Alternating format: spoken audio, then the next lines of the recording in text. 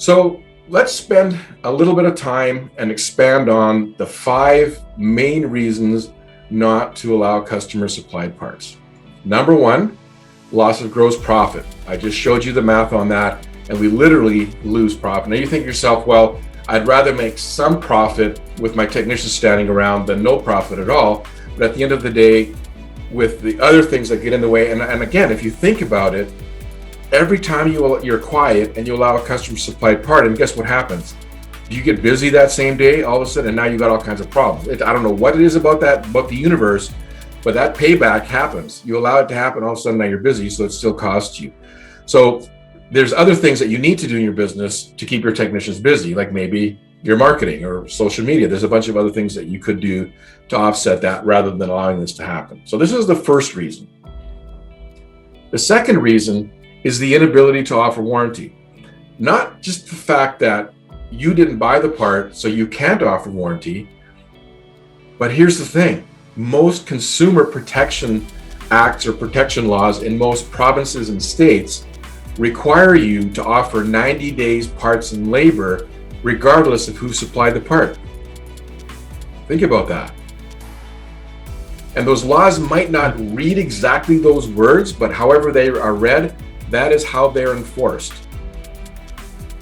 90 days parts and service warranty, even if they supply the part. If this goes in front of a judge, here's how it works. Now, I'm not a judge, I'm not a lawyer, but here's how, this is in very simple terms, here's what a judge says. You have to cover that because you're the expert. What do you mean I'm the expert? You knew better.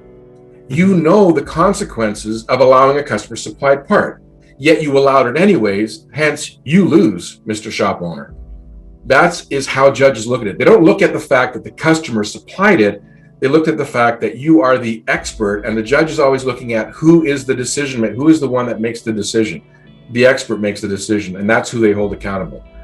They can't, a consumer can't be held accountable to making a good decision on an automotive part because they don't have the training, the knowledge and experience to do that. So it'll always backfire and fall back on you, at least for 90 days, if not longer, depending on how bad the situation is or it gets in front of a court, right? So that's a really important one for everybody to remember. But here's the thing, right? Use that as a reason. I'm really sorry, sir. I'm really sorry, ma'am. We only supply the parts because we supply the warranty. Well, I don't need any warranty. Fortunately for you, the consumer protection says that I have to offer it, and I'm not willing to do that if I haven't been in control of that decision, right? So that's another really, really, really important reason. Now, get a load of this one. Oh, pardon me. That was I expanded on that slide. All right. So are we willing to offer that? Now, number 4, loss of productivity. Right? We do that. The phones ring. More cars come in. We can't work on those cars that are profitable, and so then we lose productivity. Right? That bay is tied up. That technician is tied up. And let me just tell you a personal story of what happened when I made the decision. And so there's some of you listening here, that high percentage of people that are allowing it, and maybe after this class, you're going to say, no more, I'm going to stop, right? Well, I'm going to tell all of you that you're going to be tested. The universe will test you when you make that commitment. I was taking courses similar to this from somebody years ago, and I learned about all this cost, and I was raising my rate a little bit, and finally one day I lost this hoist in this bay for a full day. This is back in the late 90s, early 2000s, so my rate would have been around that $80, $90 range. And I did the math. I realized what I lost that day. So I said, no more, it's going to be done. Next day, a vehicle gets booked in with a coolant leak. We inspect it. We find that it needs a radiator. I give the gentleman an estimate. And he says, well, I know where to buy the radiator at cost. I says, which company? And he said, that one. I said, when you buy radiators from them, how many do you have to order to get the right one? Because the fittings are always different and all those applications are different, right? Well, he says, yeah, you're right. Like sometimes I got to order 3 or 4 till I actually get the right one. So I said, sir, we're 40 minutes away from that location. I said, so if you supply your part, that means you're going to go get it and bring it back to me, right? Well, the clock just started at $90 an hour. So are you willing to pay me $90 an hour while I wait with your car dismantled, the truck dismantled on the hoist while you go get that one, and then driving back and forth for 40 finally getting the right one? You know what your bill's going to be at the end of the day, sir. This is a short version of that conversation. Yeah. And he just said, screw it, just you do it, right?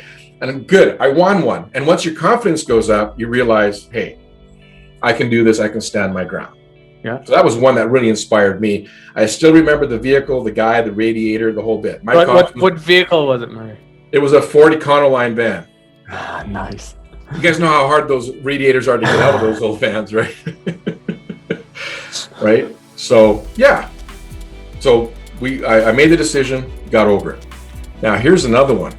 Liability. Insurance coverage may be voided if you are sued. The judge will say, again, you are the expert, why did you do it? Mm-hmm. Now, let me explain how this works. And I've spoken with some insurance people about this. Different provinces, different states apply the laws differently. But if you need to look at your insurance to see if you're actually covered, all right? I was talking with a shop owner in Texas just last week, Vic, and he had allowed a client a few years ago we were meeting over some other issues. He's now actually a coach as well. And he had allowed an intake manifold that the client supplied, and it failed, and catastrophic failure of the motor, overheating, and a bunch of other stuff. He put it under his claim, tried to put it under his claim, and the insurance company said, didn't you read the fine print? We don't cover customer supplied parts. Like, he didn't even know that it was in the fine print of his policy, right? Mm-hmm. So this is how it works, though. Here's the logic behind why it doesn't work, all right? So if I'm Murray, the automotive shop owner, and I buy a radiator to put into your Ford Econoline van that you're driving, and it's got all that, like, that 1970s artwork on it, like that old that hippie stuff, right? Yeah. And I supply the radiator, and let's say the radiator fails and it overheats and your van burns up, like just catastrophic failure, right? And you're going to sue me. And now it's proven that the radiator was the cause of that, because inspections have to be done and analysis has to be done on failures, right? Especially if people are maimed or killed, and that's the worst case scenario, right? I'm knocking on wood right now when I bring that up, because I never want that to happen to anybody. But if that happened to us, you would sue me. I would go after my insurance company. Well, the insurance company would then go after the person I bought the radiator from, the store, right? The parts store. Well, the parts store would then sue the warehouse, and then the warehouse would then sue the manufacturer of the radiator. I forget the proper term for it, but there's a term for that chain of things that happen in the insurance world. Well, when you allow a client to bring their own part, that chain is broken, because the client will never have the liability insurance to cover that part in that case. Mm-hmm. So in a worst case scenario, you could be on the hook for that whole catastrophic burnt van, along with paying for your stress, and for maybe you got your arm burnt, and who knows what I would have to pay out, and that would be part of it. So one of the best ways to walk away from this is to tell people, I'm really sorry, but my insurance doesn't allow me to do it.